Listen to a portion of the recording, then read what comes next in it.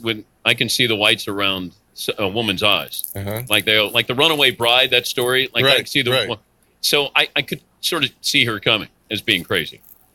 Were there any of those guys that had those crazy eyes where you just went, I don't even know, aside from Vernon, but the people you just looked at and you went, you don't want to look like you. You're around tough guys. I will say this.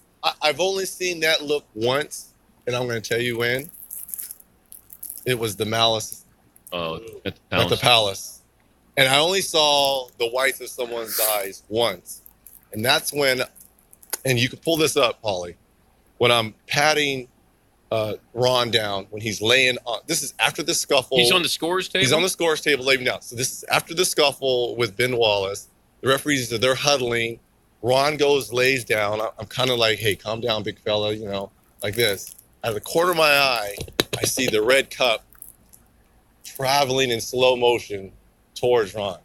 As soon as it hits Ron, it was like the Incredible Hulk. He turned green.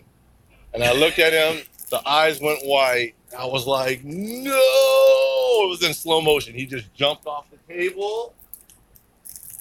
And the rest was history. It was crazy.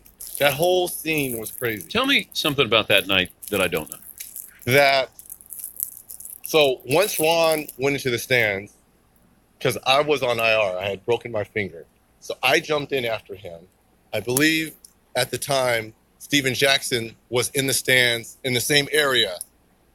Chuck Person and I went to go get Ron. That was our first priority, was to get Ron back out of the stands onto the court. We get Ron back onto the court, and I remember this vividly. We're at half court, and we're telling him to calm down. This is all in a matter of 35, 45 seconds. A police officer runs up to us and has his mace out and is getting ready to spray Ron in his face. And everything is going crazy in the stands. Fans now are starting to run onto the court, and we have Ron. I mean, Ron is secure now. And he's running up to Ron, and he's getting ready to spray him in his face. And I put my arm out to the officer. I was like, what are you doing? No. Go get the fans off the court. We have him. He's like, no, I'm going to spray. I'm like, no, we have him. And then that's when Chuck and I escort Ron to the locker room with all the litter and the beer and the popcorn and all that. But I just remember that officer and that mace in his hand running up to us, getting ready to probably spray all of us, but more so Ron. And I'm like, no, dude, this is not going to go down right here. That's the one thing I remember vividly from that, other than the whites of Ron's eyes. It was, I've never experienced anything like that. I'm surprised there's not a 30 for 30 on that. Oh, there will be. There will be, but you got to get the cooperation of Ron, and I don't think Ron will ever talk about that day. Why? You could, if you produced the 30 for 30. I don't know if he'll really, because if you go back and you talk to him, and I've had a chance to kind of talk to him in passing, he is so remorseful, and I understand that, because at the time, the Pacers did not know that was going to be my last year. I knew. I was just waiting for the second half of the season to announce it. I didn't want to announce the beginning of the season that was going to be my last game. That was our fourth or fifth game of the year. And he's been so remorseful because that was my last year. He thought he ruined my last year, which he didn't.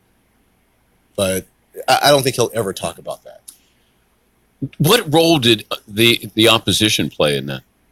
Was there anything that led up to, like, I'd always heard Ben Wallace was involved in this. Well, again, with him and Ron. Yeah, but it was more of a team buildup. They had defeated us the year before in the playoffs to move on to the finals and win.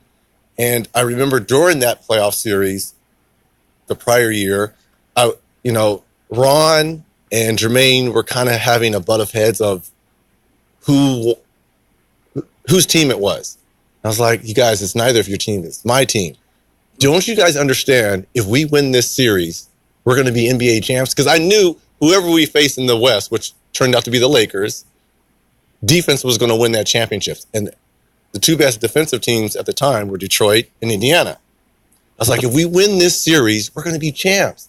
But they couldn't understand that. And they go on to win the championship. And then Obviously we're conference rivals, we're division rivals, and Ben and Ron, they've always, I don't know what it is, they've always had something against one another, and they just got into it, and Ron's not going to back down. I mean, Ben's a scary dude too. He could be on that all crazy team too. And they just got into it, and that was nothing. That happens all the time. That was broken up. It's the cup that came in later with the beer that flipped the script for everyone.